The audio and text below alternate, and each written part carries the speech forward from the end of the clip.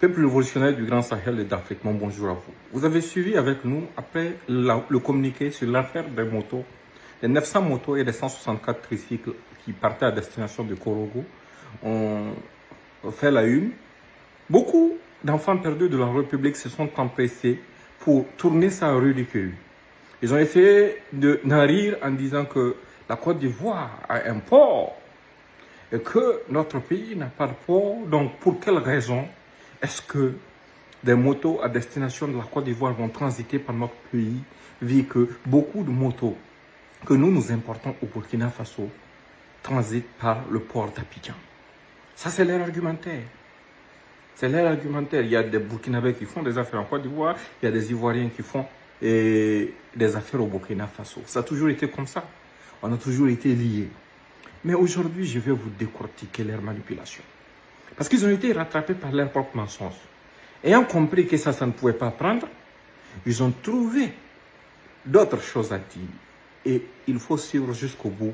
Parce que ce sont eux-mêmes qui sont en train de se ridiculiser.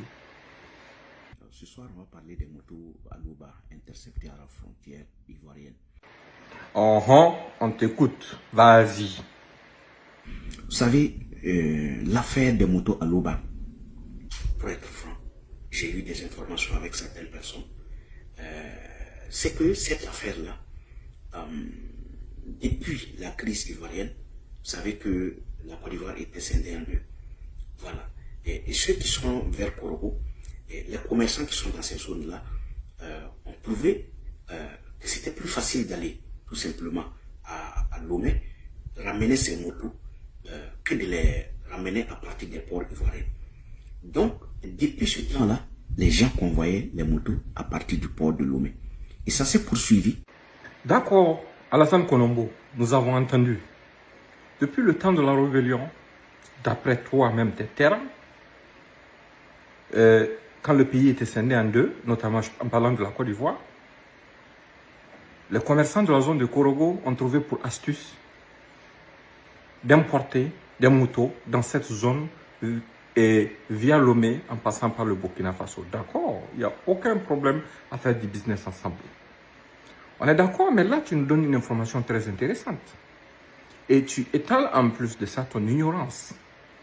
Au temps de la guerre en Côte d'Ivoire, les gens qui fournissaient les rebelles dans le nord faisaient transiter le matériel par le Burkina, parce que le régime du Burkina Faso de l'époque était le régime qui soutenait cette rébellion.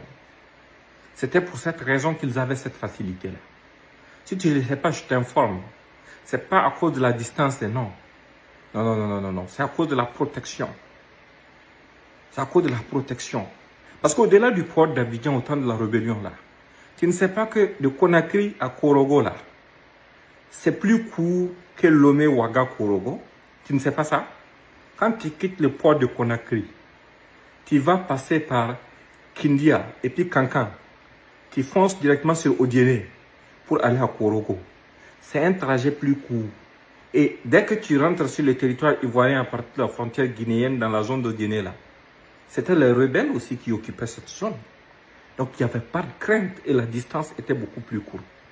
Mais ils n'avaient pas cette protection auprès du gouvernement guinéen. C'est pour cette raison. En fait, ça c'est pour ta culture générale. On poursuit maintenant. On t'écoute. Les motos ont été interceptées à la frontière. C'est vrai, il y a une note, un décret qui date de 2023 qui interdit tout simplement la vente des motos à Louba Sanili sur le territoire burkinabé et aussi, je dirais, sa mise en circulation dans certaines zones. C'est vrai, mais est-ce que ça empêche tout simplement qu'un fournisseur ivoirien traverse le territoire burkinabé avec ses motos? Non, ce n'est pas interdit. Ce n'est pas du tout interdit à ce qu'un fournisseur ivoirien traverse le territoire burkinabé avec ses motos. Pas du tout même. C'est pas interdit, mais on veut chercher la logique dans cette affaire. Tu as utilisé l'argument du temps de la guerre pour dire que depuis cette période, les motos des commerçants de la zone de Korogo transitaient par le Burkina Faso et que ça a toujours continué et que c'est sous ce régime que les choses ont changé. Mais j'ai une question pour toi. Est-ce que tu sais que la distance Lomé-Korogo via Ouagadougou fait 1590 km? 1590 km. D'accord. Plus loin encore, est-ce que tu sais que au-delà de ça, même si il y avait des raisons spécifiques pour qu'ils fassent rentrer leurs motos à partir du port de Lomé pour les envoyer à Korogo, ils ne voulaient pas utiliser le port d'Abidjan, ils voulaient utiliser le port de Lomé coûte que coûte là. De Lomé jusqu'à Korogo, en passant par le Ghana, sans traverser le Burkina là, ça fait 1200 km. Ça veut dire que c'est toujours plus court. N'en parlons pas de la distance du port d'Abidjan à Korogo qui est extrêmement courte. Et nous sommes dans une situation où nous sommes en guerre. Nous sommes en guerre. Toi-même, tu as reconnu que cette personne-là importait des motos au temps de la rébellion via le Burkina pour les amener dans la zone occupée par les rebelles. Ça même, c'est une information très intéressante. Et ce sont ceux qui ont créé cette rébellion qui sont au pouvoir à Abidjan. Et ce sont eux qui annoncent qu'ils veulent faire envahir le Burkina Faso. Et ce sont eux qui soutiennent les groupes terroristes jour et nuit. Ce n'est pas un secret pour quelqu'un. Et tu as reconnu aussi que non, l'importation de ces motos sur notre sol, c'est interdit. On poursuit. Aujourd'hui, là, c'est aujourd'hui. On va vous rééduquer. Maintenant, qu'est-ce qui s'est passé? Parce que ces motos ont été interceptées depuis le 7 avril. Ah, ok. Les motos ont été interceptées depuis le 7 avril. Et vous avez sauté aujourd'hui pour dire que non, c'était de la propagande que nous sommes en train de faire. Les motos n'ont jamais été interceptées. Et au-delà de ça, vous êtes là en train de dire que c'est pour faire la propagande, pour faire oublier Djibo et Diapaga. L'attaque de Diapaga ne date pas d'hier ni d'avant-hier. De même que l'attaque de Djibo. Ça n'a absolument aucun lien. On continue même. Votre contradiction là nous plaît beaucoup. On y va. Mais la Côte d'Ivoire a deux ports. Si c'est le gouvernement ivoirien qui a besoin de motos, elle n'a pas besoin de passer par le Burkina. Elle peut les avoir à partir de son port. Les motos quittent en Chine. Nous, au Burkina, on ne fabrique pas ces motos absolues. Ça vient de la Chine. Si c'est le gouvernement ivoirien qui en a besoin, le gouvernement ivoirien peut acheter ces motos depuis la Chine et les récupérer directement dans leur port. Ils n'ont pas besoin de venir les chercher au Burkina. Ça, c'est la partie même que moi j'attendais. Ça montre son niveau d'inculture, en fait.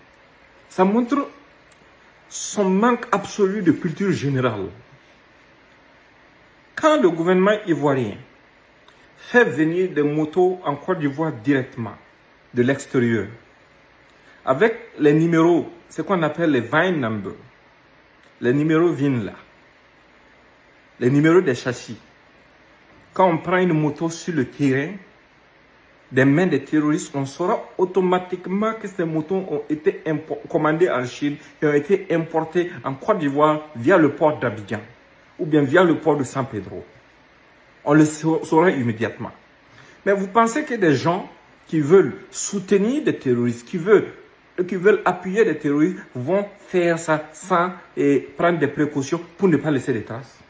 Et quelle meilleure précaution que quelqu'un qui a reconnu, d'après toi, ton expression, que depuis le temps de la rébellion, lui, il importait des engins à deux roues dans une zone où des groupes armés sévissaient, dans une zone de conflit. Ça, c'est une information très intéressante et à prendre au sérieux. À prendre très, très, très au sérieux. Parce que l'objectif, c'est quoi? Quand ça passe par le port de Lomé, et puis Ouagadougou, je ne sais même plus encore dans quelles conditions, avec des faux papiers certainement, pour rallier Korogo, même si on redistribuait ces motos au groupe terroriste. Qu'est-ce que ça va laisser comme trace? Absolument zéro trace. Parce qu'on va dire que ce sont des motos qui ont été vendues et qui ont été importées via Lomé et Ouagadougou. Et ça va nous laisser dans un doute perpétuel. Abidjan ne sera lié d'aucune façon à ces motos-là. C'est ça l'objectif de toute cette manipulation. Voilà, on continue. Maintenant, ce qui se passe, c'est quoi? Donc, le commerçant, le matériel ayant été intercepté au Burkina, les autorités burkinabées ont exigé à ce que le commerçant se déplace de la Côte d'Ivoire jusqu'au Burkina. Mais c'est comme je l'ai dit, votre propagande, tout le monde suit la propagande sur les réseaux sociaux. Donc le commerçant, ne faisant pas confiance aux autorités burkinabées, puisqu'il a déjà vu certains qui ont été tout simplement kidnappés au Burkina et exigés des rançons. Donc le commerçant a refusé de venir. Et le commerçant a tout simplement dit que ces éléments qui se trouvent sur place peuvent résoudre le problème, puisqu'il ne voit pas de problème qui tout simplement un problème nécessaire à ce que lui-même il se déplace de la Côte d'Ivoire jusqu'au Burkina. Et la contradiction se poursuit. Mais où est la logique dans ce que tu es en train de nous enseigner? Tu ne peux pas avoir du matériel de près d'1 milliard de francs CFA dans un pays où l'importation de ce matériel est interdite, à destination d'une zone d'où on a entendu, vous l'avez bien entendu, réécoutez cet audio de Bazier Mathieu qui disait qu'il était dans la zone de Korogo pour voir ces unités d'intervention. Boaké et Korogo. Ce n'est pas un militaire. Quand quelqu'un qui n'est pas un militaire, qui était parachuté à la tête du bureau des enquêtes d'Abidjan, dit qu'il vient à notre frontière pour voir ces unités d'intervention, c'est de qui il parle? Il parle de mercenaires, de terroristes et autres, nécessairement. Et c'est dans cette zone que dans la même période, ces motos-là devraient partir. Alors que nous avons été alertés sur la présence de camps d'entraînement de terroristes. Et tout le monde sait que ce type de motos, exactement là, sont les moyens de déplacement privilégiés des groupes terroristes. Et ceux qui sont ivoiriens connaissent.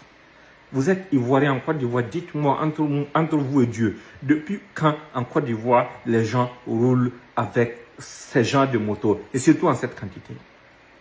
Et en plus, celui qui est prétendument le propriétaire, le sous-traitant du gouvernement ivoirien, là, il a déjà de par le passé livré des motos à la police ivoirienne.